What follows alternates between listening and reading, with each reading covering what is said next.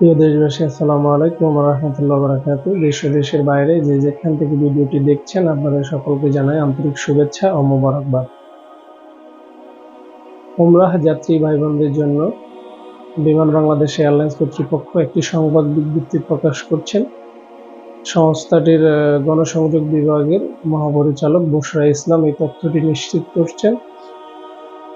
এতে বলা হয়েছে যে বাংলাদেশ থেকে জেদ্দা এবং মদিনা রুটে ওমরাহ যাত্রীদের জন্য সকল টিকিটের মূল্য কমিয়ে আনা হয়েছে এবং একই সঙ্গে টিকিট প্রাপ্তি সহজলভ্য করার জন্য সকল বুকিং ক্লাস বা আরডিবি উন্মুক্ত করা হয়েছে।